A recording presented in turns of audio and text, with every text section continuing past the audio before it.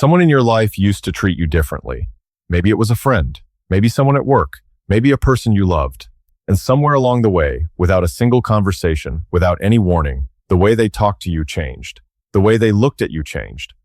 You went from someone they listened to, someone they considered, someone they made space for, to someone they just tolerate. And the worst part? You don't fully understand why. You haven't done anything dramatically wrong. You haven't changed that much. But something shifted, and you felt it before you could explain it. Here's the uncomfortable truth nobody wants to say out loud. Respect isn't taken from you. Most of the time, it's quietly handed away. Not in one big moment, in hundreds of small ones. And today, we're going to look at exactly how that happens. Not to make you feel bad, but to give you something most people never get: clarity. Because once you see it clearly, you can't unsee it. And the moment you stop doing these things, the way people treat you starts to change. Sometimes within days. Let's get into it.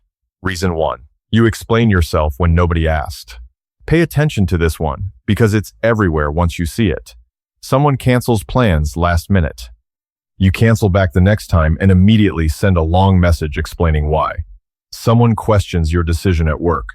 Before they even finish, you're already justifying yourself. Someone gives you a look, and you start apologizing for something you weren't even sure you did. Here's what's happening underneath that. Every time you explain yourself without being asked, you're sending a signal. The signal says, I need you to approve of me. I need you to understand me. I need you to not be upset with me. And people pick that up, not consciously. They don't sit there thinking, this person needs my approval, but they feel it. And slowly, the dynamic shifts. They start to feel like they're above you, like their opinion of your choices is something you require to feel okay. The people who command the most respect in any room share one quiet habit. They make a decision and they let it stand. They don't follow it with, I just thought it made sense, or I hope that's okay, or I know it might seem weird, but they say what they're doing and they stop talking. Silence after a decision isn't rudeness, it's confidence. And confidence is the thing respect is built on. So here's what to practice. Next time you make a choice, say it once, then close your mouth. Let them sit with it. You don't need to fill that silence. That silence is doing more work for you than any explanation ever could. Reason 2, you're too available and you don't realize what that's costing you. There's a version of kindness that slowly destroys how people see you. It looks like loyalty. It looks like being a good friend, a reliable person, someone who always shows up. But underneath it, there's something else going on. You're available because you're afraid of what happens if you're not. Afraid they'll think you don't care, afraid they'll drift away, afraid they'll find someone else to call. And so you answer every message fast. You drop your plans when they need something. You rearrange your day around people who wouldn't rearrange 5 minutes for you. Think about this honestly. The people you respect the most, do they always pick up on the first ring? Are they always immediately free? Do they make themselves fully available to everyone at all times? They don't. And it's not because they're cold or playing games. It's because their time is genuinely occupied. They have things going on. And because they have things going on, when they do show up, it means something. When you're available for everything and everyone, your presence stops meaning anything. You become background noise. Nice to have around, easy to ignore. This isn't about being less kind. It's about understanding that scarcity creates value, and your time and attention are the most valuable things you have. When you give them freely to anyone who asks, people don't think, wow, they're so generous. They think, without even realizing it, they must not have much going on. Start being a little harder to reach, not as a tactic, as a genuine reflection of a life that has things in it worth protecting. Reason 3, you react to everything. There is nothing that drains respect faster than a person who can be moved by anything. Someone makes a small comment and you're visibly hurt. There's a conflict in the group and you immediately jump in. Someone says something wrong about you and within an hour you're sending a message, defending yourself, explaining your side, making sure they understand. Here's what that communicates. You are controllable. Whoever holds the right words or the right look has access to your emotional state. And people, even good people, even people who love you, will eventually stop taking seriously someone they can predict, someone they know they can shake. The most respected people you've ever encountered share one thing. They don't react. They respond. And only when they choose to. They can hear something difficult and let it sit on their face for exactly 0 seconds. They can be challenged and stay still. They can be provoked and simply not move. that stillness, that calm. It is not emptiness, it's control. And control reads as power. Practice this. Next time something gets under your skin, count 5 seconds before you say anything. In those 5 seconds, ask yourself one question. Does responding to this right now make me stronger or weaker in this situation? Most of the time, the answer will stop you.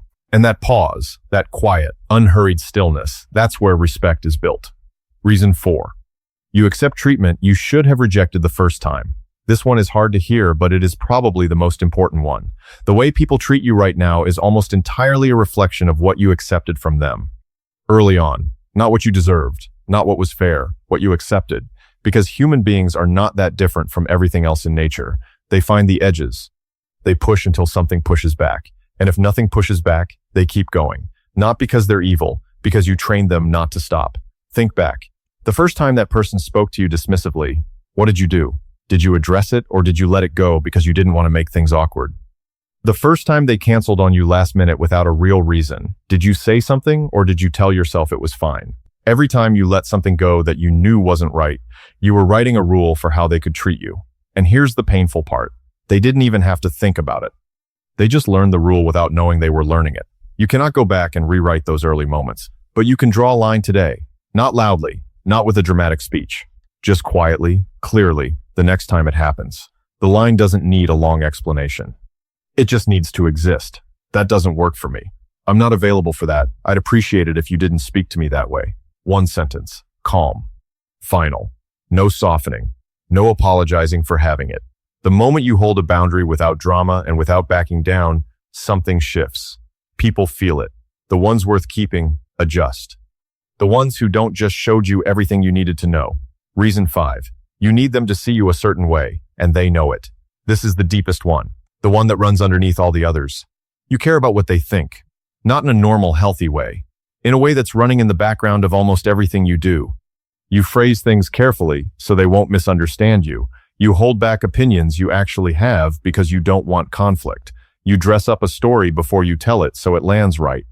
You check people's reactions after you speak to see if they approved. And here's the thing, people feel that. They don't always know what they're feeling, but they feel it. There's a quiet desperation in someone who needs to be seen a certain way. It's subtle, but it changes everything. It makes you easier to dismiss, easier to manipulate, easier to take for granted. Because someone who needs your approval has already handed you the power. The most untouchable people you'll ever meet are the ones who genuinely don't need you to see them a certain way. Not because they don't care about people, but because their sense of who they are doesn't live in your reaction to them. It lives inside themselves. That kind of person is magnetic, not because they're loud or impressive, because they're settled, completely settled inside themselves. And a settled person is almost impossible to disrespect because there's no gap in them for disrespect to land. You build that settledness the same way you build anything real, slowly, by doing things that make you privately proud, by keeping promises to yourself even when nobody's watching, by deciding who you are and then living like it. Whether anyone applauds it or not, you stop needing their version of you the day your version of you becomes enough. Here's what I want you to take from this. Respect isn't something you demand. It isn't something you perform for. It isn't something you get by being louder or sharper or more impressive. It's something that leaks out of the way you carry yourself in ordinary moments. The moment you stop explaining yourself when nobody asked, the moment you become someone with a full life and limited availability, the moment something tries to shake you and you simply don't shake, the moment you hold a quiet line without making it a war, the moment you stop needing people to see you a certain way because you already see yourself clearly. None of this is about becoming cold. None of it is about teaching people lessons or playing games. It's about becoming someone who genuinely, privately, deeply respects themselves. And here's the thing about that. You can't fake it, but you also can't hide it once it's real. If this reached something in you today, subscribe. Now go take one thing from this and use it today. Just one. That's all it takes to start.